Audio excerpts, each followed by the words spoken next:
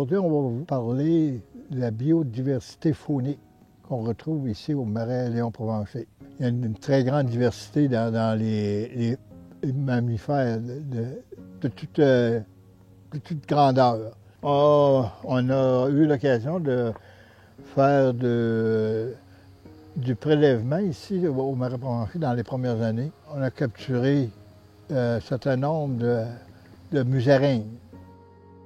Ces petits mammifères-là, ce sont difficiles à boire. Ça se camoufle facilement. Et à l'occasion, comme sur le sentier sur lequel on circule le long du marais, souvent, on va voir un petit musaragne traverser. Ce sont des petits mammifères insectivores et aussi carnivores. Ils aiment bien la chair. Parmi les souris, il y a la souris sauteuse, qu'on voit rarement, mais à l'occasion. Il y a la souris sylvestre aussi, c'est la plus commune ici sur le territoire. Le tamia, ce qu'on appelle vulgairement le suisse, l'écureuil roux, et aussi le poil à touche, le grand poil à touche qu'on retrouve aussi, ici. À l'occasion, il y a quelques maisonnettes à l'intérieur du boisé. Et souvent, dans ces maisonnettes-là, le poil à touche va les utiliser pour se camoufler durant le jour. Et aussi, à l'occasion, on a déjà eu quelques porcs-épics. Le rat musqué fait partie de la famille des Cricidés dans les rongeurs. Et le rat musqué a l'avantage d'être un animal aquatique qui est très bien conçu pour nager et il peut rester jusqu'à 45 secondes sous l'eau lorsqu'il a besoin de se déplacer et aussi en cas de danger. Parce que le rat musqué a de multiples prédateurs qui le surveillent. Le plus dangereux pour le rat musqué, c'est le grand-duc d'Amérique.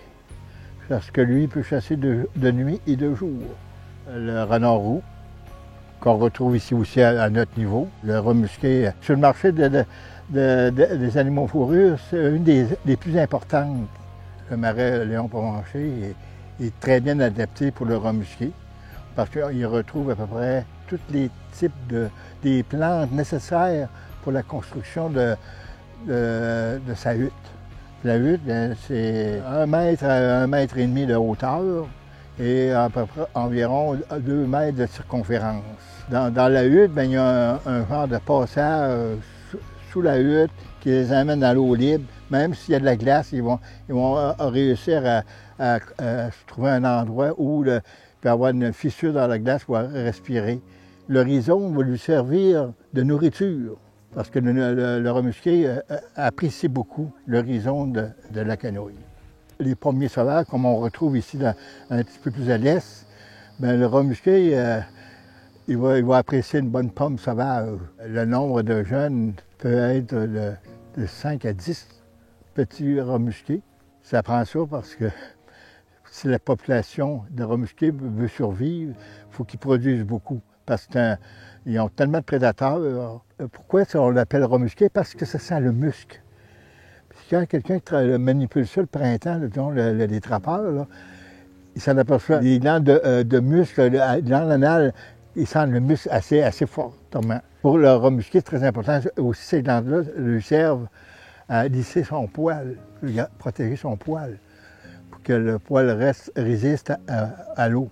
Surtout le duvet, le duvet un peu, mais surtout le poil de garde qui lui sert de protection. Parmi les carnassiers, on rencontre à l'occasion, surtout l'hiver, du renard roux. Comme de fait, le raton laveur est assez omniprésent parce qu'on a ici, plus au nord du Marais, il y a des habitations. Ça fait que le raton laveur, il aime bien aller fouiller dans les vidanges. Et aussi la moufette. Ici, on a le vison. Les visons, on le voit assez fréquemment, c'est le long du Marais. Lui, il peut se nourrir et on a quelques espèces de poissons ici dans le Marais, dont le crapet soleil. On a une population de cerfs de Virginie. On a dénombré plus de 20 cerfs de Virginie ici sur le territoire qui servent de ravage en passant. Là. Étant donné qu'il n'y a pas beaucoup de neige, certaines années, bien, le cerf de Virginie a toute facilité à se déplacer comme il veut. Les tiges terminales du framboisier, il aime beaucoup le framboisier. Il y a du saule, il y a du frêne, qui est très gourmand du frêne, du cèdre.